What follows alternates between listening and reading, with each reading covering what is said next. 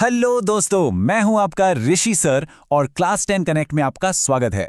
तो आज हम पढ़ने वाले हैं साइंस का एक super interesting chapter 4 carbon and it's compounds. चलिए शुरू करते हैं। अब सोचो, हमारे आसपास जो चीज़ें हम यूज़ करते हैं, खाना, कपड़े, दवाइयाँ, फ्यूल, इन सब में एक चीज़ कॉमन है, कार्बन। इट्स अमेजिंग कि मिलियंस ऑफ कंपाउंड्स सिर्फ एक एलिमेंट से बने हैं, और वो है कार्बन। तो सवाल ये उठता है, ऐसा कैसे हो सकता है? How does just one element build so many different things? इसका जवाब दोस्तों कार्बन की यूनिक केमिस्ट्री में छिपा है। इस मिस्ट्री को सॉल्व करने के लिए सबसे पहले हमें यह समझना होगा कि कार्बन दूसरे एटम्स के साथ जुड़ता कैसे है। यहाँ कोई लेना देना नहीं होता। कार्बन के लिए it's all about sharing and cooperation. अब देखो, कार्बन के साथ एक प्रॉब्लम है। स्टेबल होने के लिए उसके आउटर शेल में 8 इलेक्ट्रॉन्स होने चाहिए, पर उसके पास होते हैं सिर्फ 4। अगर वो 4 इलेक्ट्रॉन्स ले तो उसके छोटे से न्यूक्लियस के लिए 10 इलेक्ट्रॉन्स संभालना मुश्किल हो जाता है, और अगर वो 4 इलेक्ट्रॉन्स दे दे तो उसमें बहुत बहुत ज्यादा एनर्जी लगती है। दोनों ही रास्ते आसान नहीं हैं। तो कार्बन क्या करता है? वो एक ब्रिलियंट आइडिया निकालता है, ना लेना ना देना, सिर्फ शेयरिंग। कार्बन अपने 4 इलेक्ट्रॉन्स दूसरे एटम्स के साथ शेयर कर लेता है, और इसी शेयरिंग से जो स्ट्रॉन्ग बॉन्ड बनता है उसे हम कहते हैं कोवेलेंट बॉन्ड। सिंपल है ना? देखो, यही मेन डिफरेंस है। आयोनिक बॉन्ड्स में इलेक्ट्रॉन्स का ट्रांसफर होता है, एक देता है दूसरा लेता है, लेकिन कोवेलेंट बॉन्ड्स दोस्ती जैसा है जहां शेयरिंग होती है, और इसी वजह से कोवेलेंट कंपाउंड्स के बीच का फोर्स थोड़ा कमजोर होता है। इसीलिए इनके मेल्टिंग और बॉइलिंग पॉइंट्स जनरली लो होते हैं, अनलाइक आयोनिक कंपाउंड्स जैसे कि हमारा कॉमन सॉल्ट यानी नमक। लेकिन रुको, ये इलेक्ट्रॉन शेयरिंग की कहानी तो सिर्फ ट्रेलर था। असली पिक्चर तो अब शुरू होगी। कार्बन की इस वर्सेटैलिटी का राज उसके 2 अनोखे सुपर पावर्स में छिपा है। ये हैं कार्बन के 2 सुपर पावर्स। पहला है टेट्रावेलेंसी।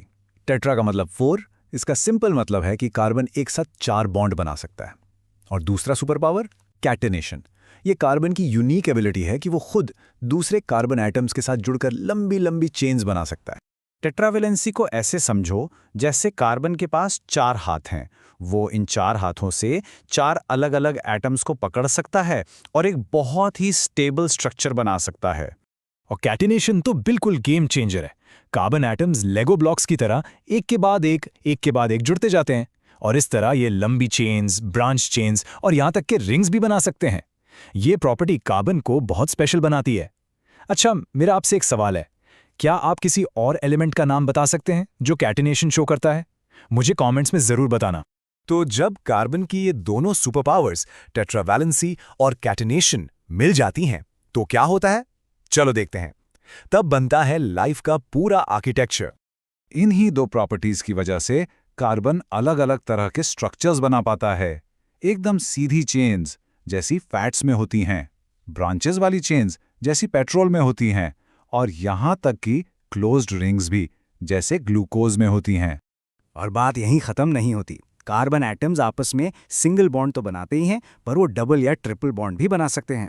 जब सिर्फ सिंगल बॉन्ड होता है तो उन्हें हम कहते हैं सैचुरेटेड कंपाउंड्स, और जब डबल या ट्रिपल बॉन्ड आ जाता है तो वो बन जाते हैं अनसैचुरेटेड कंपाउंड्स। ठीक है, अब आप लोगों के लिए दूसरा सवाल।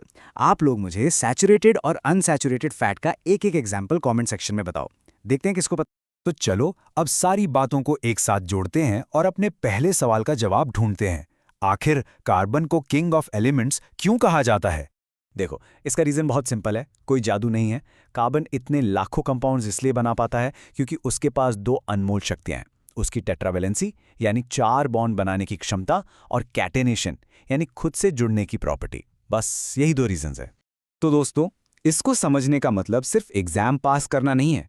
कार्बन को समझकर हम नई मेडिसिन से लेकर नए मटेरियल्स तक कुछ भी बना सकते हैं।